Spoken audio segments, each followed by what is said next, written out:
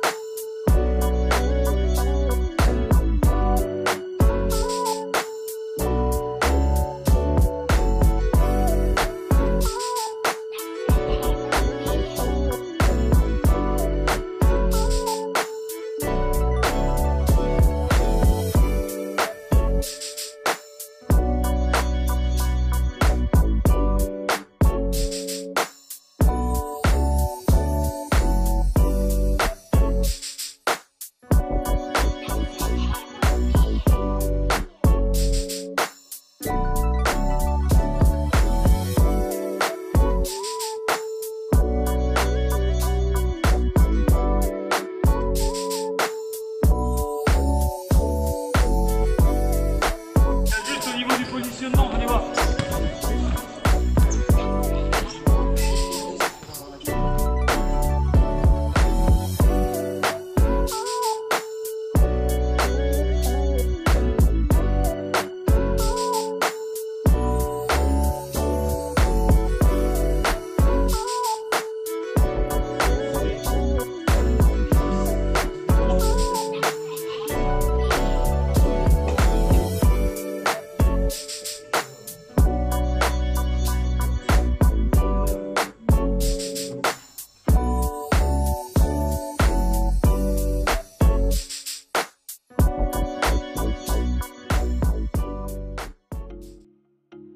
Bonjour, nous sommes en compagnie de Raphaël Reynaud, responsable du pôle France Futsal, qui a très gentiment accepté de nous recevoir aujourd'hui. Bonjour Raphaël. Bonjour.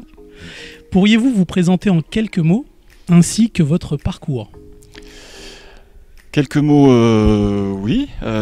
J'ai un parcours un petit peu atypique, puisque j'ai commencé ma formation par une formation de basketteur, voilà, puisque j'ai été formé au basket et en même temps, donc un petit peu sur le tard, je me suis mis au foot. Voilà, donc ça a donné après derrière une priorité sur le foot avec un niveau correct, un bon niveau footballistique et basket, voilà. Et puis après, ma carrière d'entraîneur s'est déroulée. J'ai été sollicité par la fédération pour être cadre technique. Et à ce moment-là, j'ai arrêté de jouer et je me suis consacré au futsal. Voilà, donc j'étais un des premiers conseillers techniques à avoir une licence de futsal. J'étais président d'un club de futsal. Et assez logiquement, la suite ça a été futsal, puisque on m'a proposé de rentrer dans le staff des U21, donc comme adjoint. Et puis assez logiquement également, j'ai pris la sélection, directeur technique de la Ligue d'Auvergne de foot, avec une compétence futsal sur le plan de développement. Et puis après, j'ai été sélectionneur des U21 pour choisir entièrement de me consacrer au futsal sur le pôle France. Voilà, avec la sélection U19 cette fois-ci. Donc nous vous remercions de nous recevoir encore une fois aujourd'hui, de recevoir France Futsal. Nous sommes dans ce magnifique écrin qui est le pôle France Futsal. Comment se positionne cet outil spécifique dans la stratégie globale de la FFF pour développer le futsal en France ? En fait, le pôle France Futsal, il rentre, c'est un des éléments essentiels du plan de développement du futsal qui a été mis en place avec l'équipe élue du président Le Graët, avec un vrai plan de développement qui s'est mis en route. Et sur la partie performance et sur la partie élite, on a souhaité se doter de cet outil-là pour justement fournir les clubs, fournir les sélections, et donc c'est rentré dans une démarche globale de plan de développement qui est encore en cours aujourd'hui. Combien de temps a été nécessaire pour mettre en place ce projet? Il existe depuis quand? Et quelles ont été les différentes étapes de la mise en place de ce pôle France? Alors combien de temps? La première idée a germé il y a maintenant 6 ans. Voilà, donc comme tout projet un peu fou, c'est d'abord un rêve. Voilà, c'est un rêve qu'on a fait entre techniciens, entre passionnés de l'activité. Le rêve de doter le futsal de l'outil qui est l'outil indispensable du haut niveau, de formation du haut niveau pour le foot féminin, masculin, voilà, et qui fonctionne à la fédération. Et après les différentes étapes, c'est des étapes d'abnégation, construire petit à petit, se faire respecter, amener à être démontrer qu'on est crédible. Et puis en ayant aussi beaucoup de lobbying et puis des efforts conséquents de l'ensemble des cadres techniques qui justement et des éducateurs qui sont dans cette démarche-là, et bien petit à petit on a pu démontrer l'importance de ce projet-là dans le plan de développement futsal. Vous pouvez nous en dire un petit peu plus sur le coût financier le coût financier il est important puisqu'on prend en charge un enfant qui rentre chez nous. Il rentre chez nous et on prend sa scolarité en charge, on prend ses déplacements en charge. On a exactement le même fonctionnement, c'est ce qu'on voulait, le même fonctionnement qu'un pôle France féminin ou qu'un pôle France masculin. C'est-à-dire qu'on est sur la même exigence. Donc qui dit même exigence dit même coût. Donc évidemment il y a un coût qui est important, mais qui est la marque de respect de la fédération pour l'activité et qui rentre en plus dans la globalité évidemment du plan de développement qui est important également, du plan de développement futsal. Alors on espère toujours mieux, on espère toujours mieux cibler, mieux flécher les moyens, mais en tout cas c'est vrai que c'est un bel outil qui est proposé et qui est soutenu par la Fédé. Alors pour ceux qui ne le savent pas encore, nous ne sommes pas à Paris, hein, nous sommes à Lyon, donc capitale des Gaules. Pourquoi Lyon ? Et j'allais même dire pourquoi cette implantation un peu particulière dans un établissement d'enseignement privé? Alors bon, d'abord le choix de Lyon, il s'est fait de façon classique, c'est-à-dire en priorité on avait pensé évidemment à Clairefontaine. Le problème de Clairefontaine, c'est que les places manquent au quotidien, donc on n'avait pas forcément la possibilité d'être à Clairefontaine sur un hébergement à l'année. Donc il a fallu se rabattre sur un autre lieu. Et donc la fédération a fait un appel à candidature. Donc il y a eu trois candidatures proposées, et c'est le site de Lyon qui a été retenu. Voilà, parce que, on va en parler je pense pour la suite, mais parce que sur Lyon, on a d'abord un lieu stratégique important, c'est-à-dire que tous les enfants sont à moins de 3 heures de la maison. Voilà, et donc il y a évidemment les voies de communication, les voies de transport sont très développées, et donc on a accès à l'ensemble du territoire français. Quels étaient les autres sites en concurrence? Donc on avait un site sur Roubaix et un site sur Bordeaux. Voilà, donc le choix qui a été fait, c'est celui de Lyon. Voilà, c'est un choix, encore une fois, un choix qui est lié aux infrastructures également, avec ici vous allez pouvoir le constater, des infrastructures qui sont mises à disposition des jeunes de manière à ce qu'ils puissent avoir un développement optimal. Mais les dossiers étaient bons. Combien de pensionnaires avez-vous aujourd'hui? Donc on a 24 stagiaires. Voilà, 24 pensionnaires donc, qui viennent de toute la France. Voilà, donc toutes les ligues sont représentées. Et donc on a la chance aujourd'hui d'avoir des enfants qui apportent leurs différences culturelles, leurs différences régionales. Voilà, et c'est ça, c'était l'objectif du Pôle France, et c'est ce qu'on a pu réaliser lors de cette deuxième saison. Donc quand un pensionnaire vient au pôle, combien de temps va-t-il rester ici? Combien de temps dure la formation? La formation, elle dure 3 ans. Voilà, le jeune rentre en seconde, voilà, puisqu'on est sur du second cycle, hein, seconde, première, terminale. Donc il rentre en seconde, et donc logiquement, il sort de l'établissement, il sort du Pôle France en ayant le bac, ou en ayant un CAP, ou en ayant en tout cas un diplôme qui lui permettra après derrière d'avoir un double projet. On est vraiment sur cette notion-là, double projet au niveau scolaire et sportif, mais après derrière évidemment encore, puisque le futsal n'est pas encore malheureusement professionnel, donc avec un double projet évident pour les jeunes. Cette articulation entre le temps scolaire et le futsal, comment s'opère-t-il? Et quelle est la journée type d'un jeune pensionnaire au pôle? Alors un pensionnaire au pôle, il a une grosse journée déjà, il se lève tôt. Voilà, il se lève aux alentours de 6h30 pour pouvoir aller en cours le matin et puis s'entraîner en début d'après-midi. Donc ça c'est une journée, on va dire une journée classique, mais cette saison on va doubler 2 fois. Donc 2 fois dans la semaine, il va aussi s'entraîner le matin et s'entraîner l'après-midi. Et une fois dans la semaine, il va aussi faire une séance de vidéo. Et donc on aura, on peut le dire, 8 rendez-vous pour les jeunes sur le Pôle France. Voilà, 2 rendez-vous plutôt ciblés renforcement musculaire, un rendez-vous vidéo et 5 séances collectives. Le profil du joueur qui peut intégrer ce pôle, quel est-il? Comment faire pour intégrer le pôle actuellement, et comment s'opèrent les détections? Alors les détections, c'est aussi là on est sur la grande force de la fédération, puisque on a une fédération qui maille le territoire avec des cas techniques qui sont répartis sur l'ensemble du territoire. Et donc l'idée c'est qu'il y ait des détections dans les districts, hein, dans les départements, à l'échelle des départements, puis après derrière à l'échelle des régions, puis derrière des rassemblements qui valident les meilleurs, où on va prendre les meilleurs issus des rassemblements, ce qu'on appelle les rassemblements interligues, où chaque ligue s'affronte. Et donc les meilleurs d'entre eux feront un stage ici, pour ensuite, l'objectif c'est de prendre les 8 meilleurs par génération.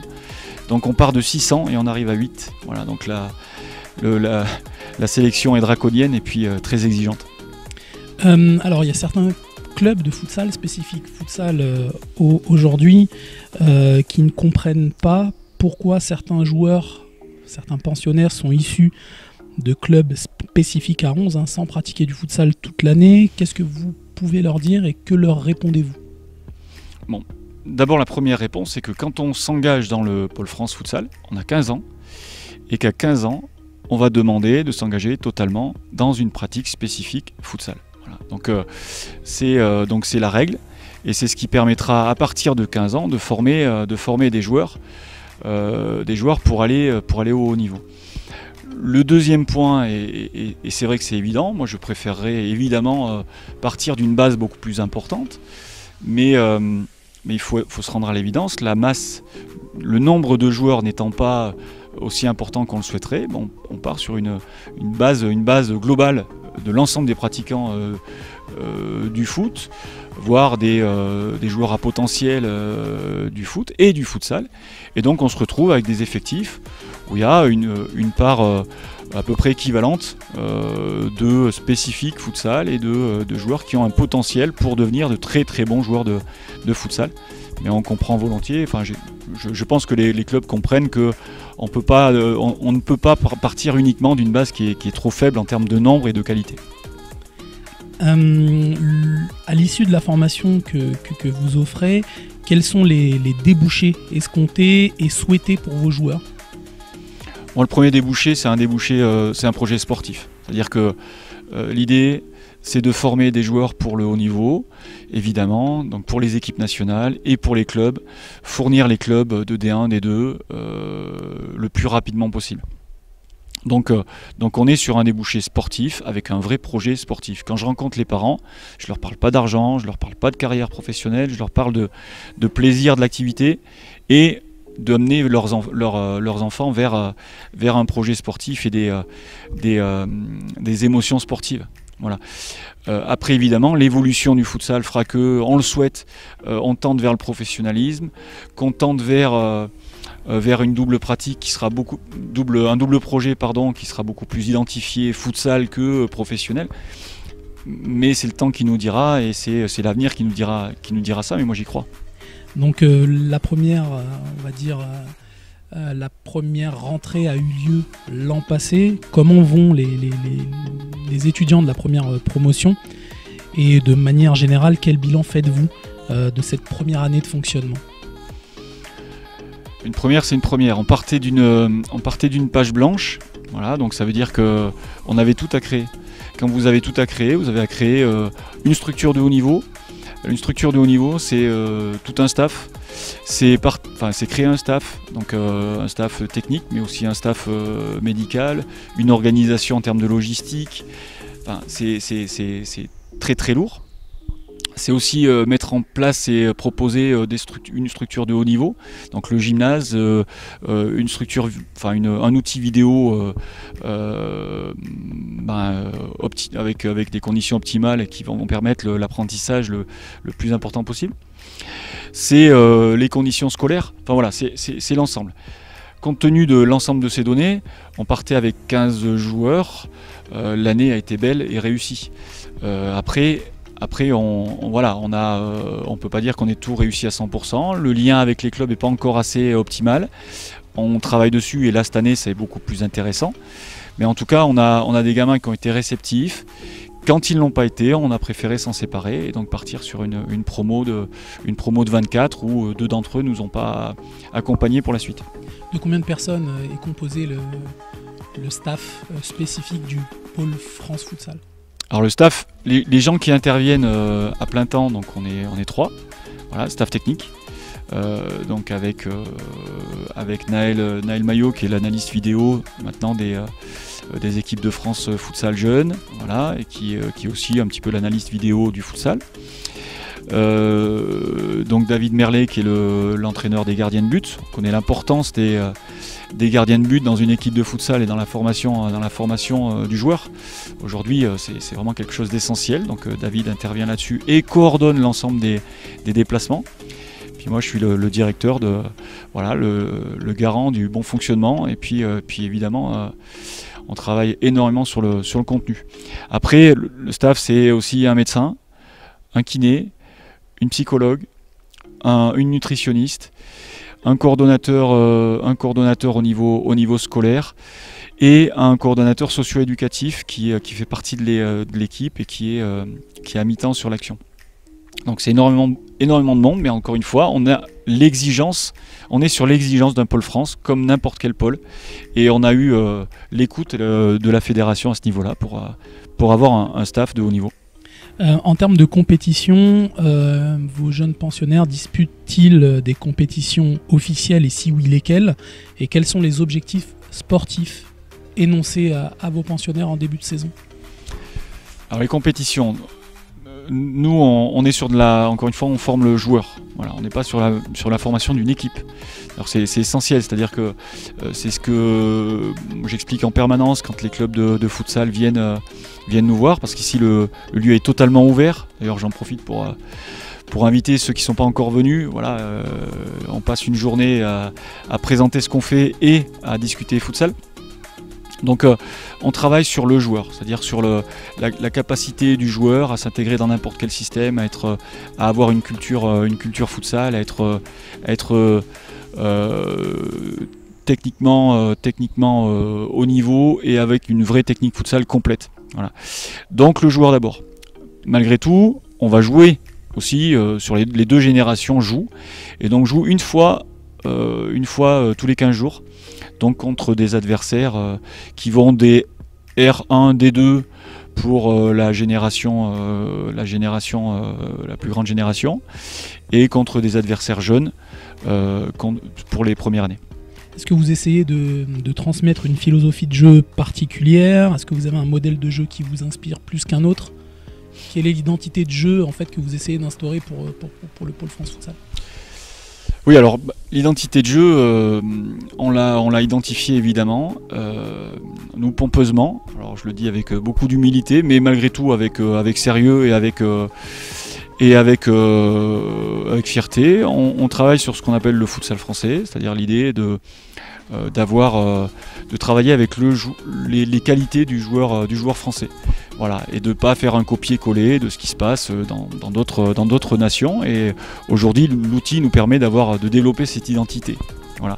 Alors je peux pas faire la présentation de ce projet de jeu, mais malgré tout, sachez bien qu'on est sur cette réflexion-là et qu'on a cette ligne de conduite, voilà, d'une équipe équilibrée, mais d'une équipe aussi inspirée et d'une équipe qui ne subit pas et qui va de l'avant. Voilà. Donc dans les grandes lignes, c'est ça, et maintenir nos qualités de spontanéité, de dribble, voilà. Donc avoir ce cadre et cette liberté de jouer.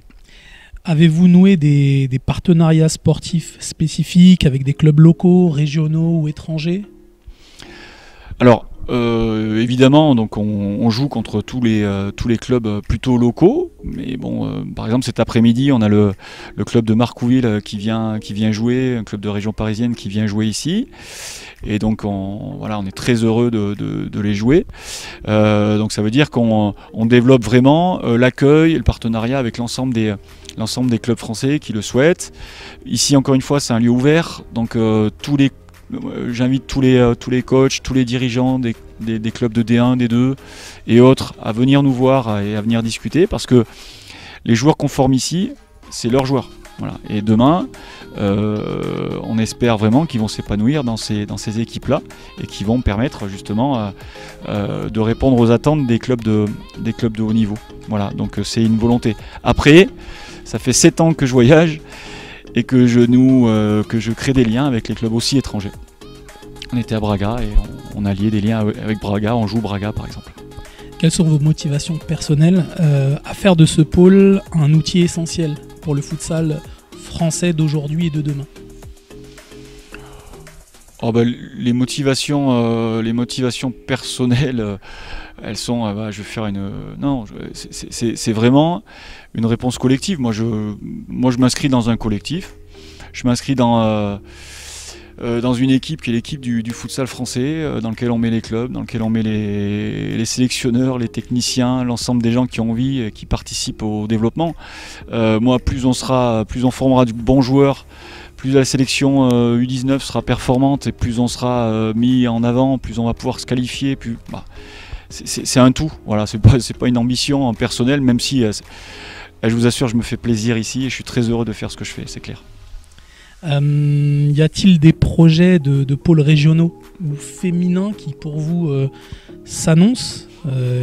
Est-ce que ce modèle de pôle pourrait se développer à votre avis? Écoutez, nous en tout cas, on part du principe que un pôle c'est pas suffisant. Voilà, et que pour fournir les clubs de niveau national, voilà, et que assez rapidement il faudra réfléchir à un petit frère ou un grand frère, peu importe. Voilà, donc par contre plutôt au niveau national qu'au niveau régional, c'est-à-dire que la grande force de ce projet, c'est qu'il est porté par la fédération et donc il est mis à disposition au niveau des clubs nationaux. Voilà, après on peut imaginer avec beaucoup d'envie, avec beaucoup de plaisir, des développements qui se feront après derrière dans les régions, quand l'ensemble du projet sera à plein régime. Oui. De manière générale, comment voyez-vous la place du futsal français donc actuellement, et quelle sera sa place à moyen terme à votre avis? Bon, actuellement, moi je reste sur les performances des équipes nationales, des clubs, voilà, qui sont chaque année un peu meilleurs. Voilà, donc là-dessus, moi j'invite à chaque fois les gens à se souvenir d'où on vient. Voilà, donc pour savoir où on va, ça me paraît essentiel. Et donc là, évidemment, moi par exemple avec l'équipe nationale, je sais que sur l'année qui arrive, avec les U19, on sera très performant parce que justement il y aura l'apport de ces gamins. Et dans 5-6 ans, je peux vous assurer que ces gamins qui vont sortir avec une vraie formation, voilà, avec une vraie identité, eh bien, on peut imaginer des belles choses pour les équipes nationales et pour les clubs. En tant que technicien, quels conseils donneriez-vous aux clubs de futsal, qu'il s'agisse de clubs de l'élite ou pas, hein, pour aller de l'avant et faire progresser ce futsal français émergent? De conseils, non. Moi, je partage, j'échange, on essaye de voir ce qui peut être le mieux pour les uns et pour les autres. En tout cas, je pense qu'on construit rien de grand seul. Voilà. Et donc le conseil, c'est de s'intéresser les uns aux autres, de faire en sorte que on grandisse ensemble, on continue de grandir ensemble, de se structurer ensemble. Voilà, parce que c'est évidemment ce dont on a le plus besoin au niveau du futsal français et des clubs, d'être accompagné et structuré, mais pas seul. Et voilà, donc on le fera ensemble. Venons-en à l'actualité. Donc hier a eu lieu à Ljubljana la désignation du prochain hôte pour l'Euro. Donc les Pays-Bas ont été choisis. Est-ce que pour vous c'est un échec de la candidature de la France? Alors un échec, d'abord plus qu'un échec, c'est une immense déception, c'est clair, parce que ça aurait mis un coup de booster évident et indispensable, et ça aurait mis un coup d'accélérateur à notre discipline, donc une immense déception. Voilà. Mais par contre, une grande fierté qu'on soit candidat et qu'on ait mené cette candidature, parce que évidemment, je peux vous dire qu'avant de monter le pôle et avant d'avoir ce type de structure, on s'est heurté à pas mal d'échecs, en tout cas de refus. Et avec de l'abnégation, les gens du futsal savent ce que c'est l'abnégation, donc on lâchera pas. Et donc je pense qu'on aura, évidemment, on s'est positionné, et ça c'est, il me semble, l'élément le plus important. On s'est positionné pour l'avenir. Donc c'est une tradition à France Futsal, donc notre interview arrive bientôt à son terme. Donc nous allons vous poser une série de questions afin de mieux vous connaître. Vous n'avez le droit qu'à une seule réponse, et on vous demande donc de réagir. Donc quel est votre joueur de futsal étranger préféré? Il est un peu français, bon, c'est un joueur très complet qui derrière, à mon sens, met en avant des notions de collectif. Voilà, et ce que j'aimerais mettre en avant au niveau de la formation des joueurs. Quand il y a 2 ans, je suis allé au Sporting pour un voyage études. Quand j'ai posé la question au coach, voilà, qui est un grand coach, qui est champion d'Europe aujourd'hui, quel est votre joueur idéal de futsal? Il m'a dit Diogo, et je suis d'accord avec lui. Donc votre sélection nationale qui pratique le plus beau futsal, hormis la France bien sûr. Ouais, sinon j'aurais dit la France, mais en tout cas le futsal que j'aime. L'Iran. L'Iran sans hésiter, parce que c'est une nation qui a une vraie identité, qui a construit, c'est une vraie nation de futsal qu'on connaît pas assez au niveau international, mais qui se construit seule, qui a quand on les joue en jeune, un jeu très intéressant, très vivant. Et donc oui, l'Iran, sans aucun problème, des énormes frappeurs, des joueurs différents. Voilà, donc ça j'adore. Donc votre club de futsal préféré en Europe? Futsal préféré en Europe, le Sporting Lisbonne, voilà, qui allie la culture du club, l'identité, l'apport de joueurs étrangers et une vraie qualité de formation. Donc là, oui, sans hésiter, le Sporting. Donc votre entraîneur de futsal préféré en Europe? Ouais, je dirais, c'est assez récent, mais Paulo Tavares, le coach de Braga, pour ceux qui connaissent pas. Voilà, un maître pour beaucoup de Portugais et de l'école portugaise, et je trouve que c'est un mec qui a des idées, qui partage. Puis c'est un mec généreux, c'est un coach généreux. Voilà, donc j'étais très touché par son accueil et par son professionnalisme, mais aussi évidemment par sa capacité à se dire que c'est en développant le futsal chez les autres qu'il arriverait lui-même à se développer, et donc à ses fins. La classe. Alors attention, votre film préféré? Ça c'est très personnel, c'est Et au milieu coule une rivière, un film de Robert Redford, voilà, mais c'est la fraternité, voilà, c'est la fraternité que j'aime voir dans le sport, que j'aime voir en famille évidemment, et qui est indispensable au milieu du futsal. Il y a une équipe de futsal. Votre plat préféré? Mon plat préféré, on est à Lyon, les quenelles.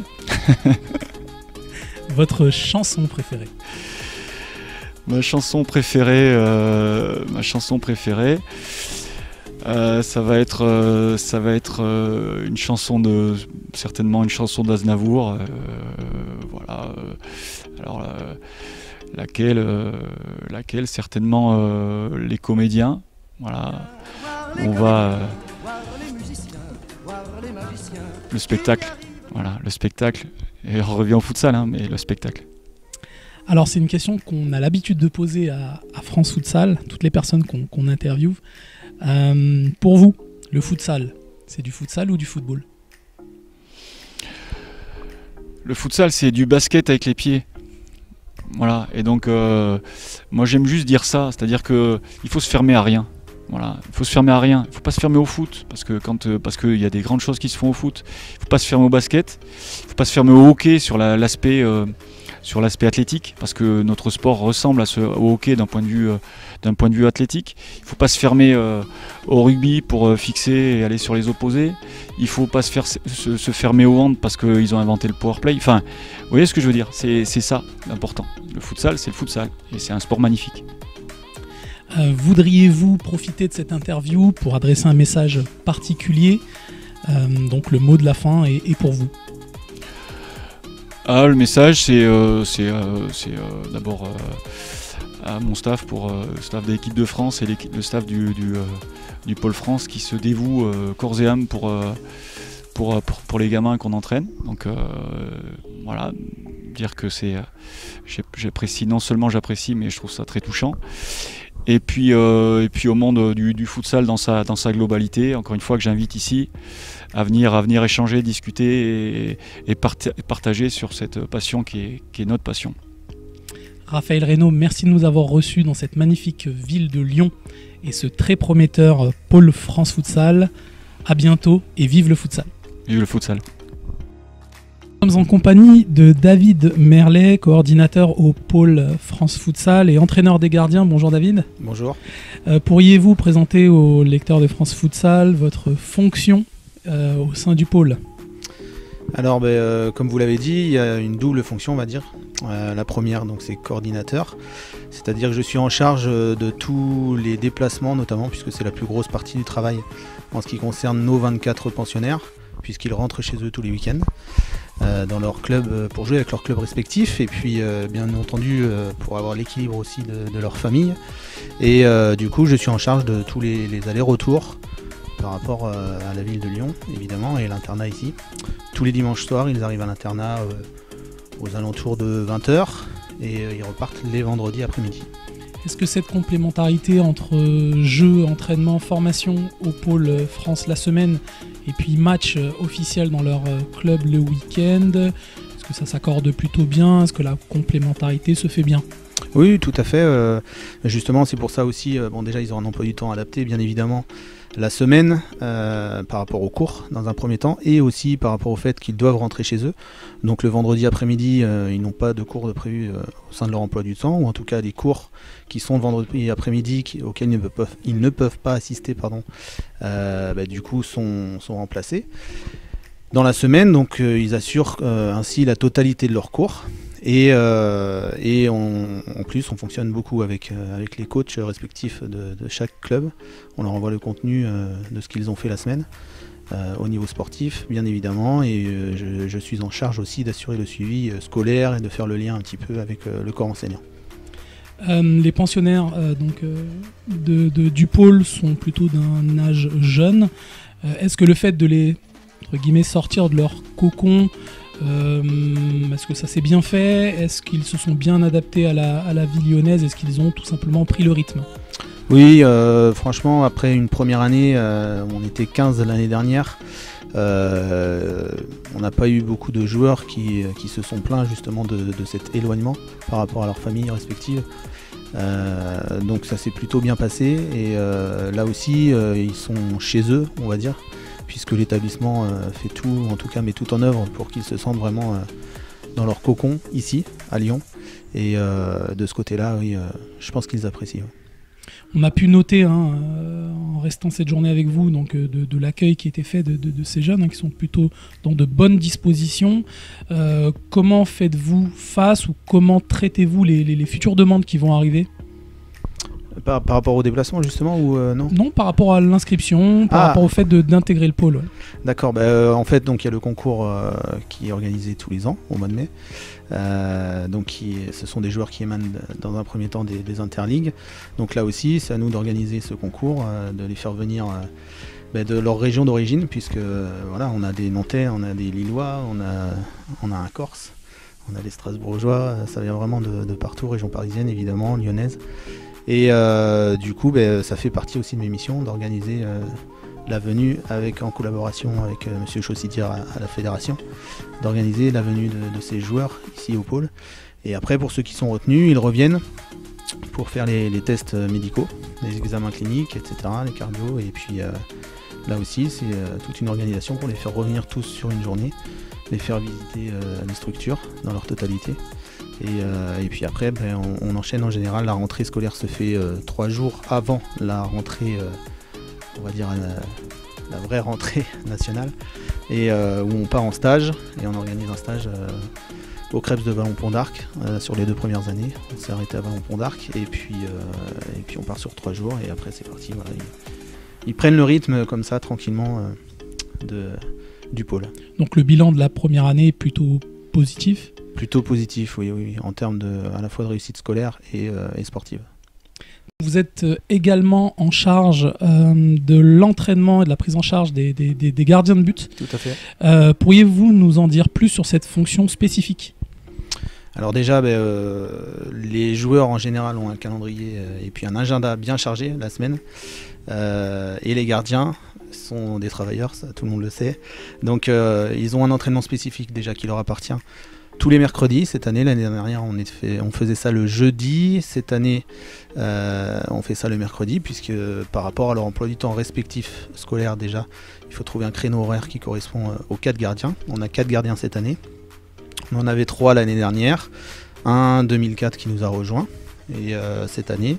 Et donc moi j'interviens à chaque séance évidemment, parce que chaque séance il y a environ 25-30 minutes qui sont consacrées à l'échauffement pour les gardiens.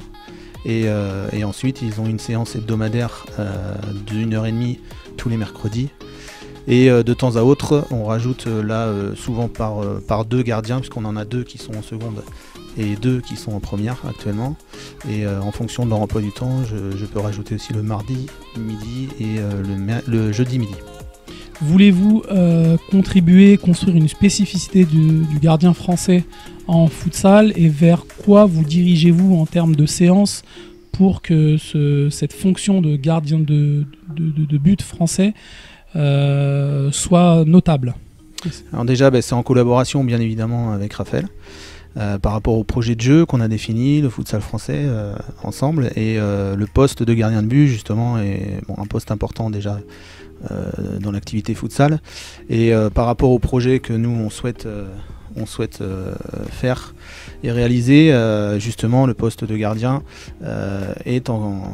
doit être cohérent avec ça, avec ce projet, et notamment sur certaines situations où on veut vraiment que le gardien participe pleinement au jeu et soit capable d'apporter, évidemment défensivement un plus, puisque quand même la priorité du gardien c'est bien défendre son but déjà, mais aussi apporter un plus offensivement.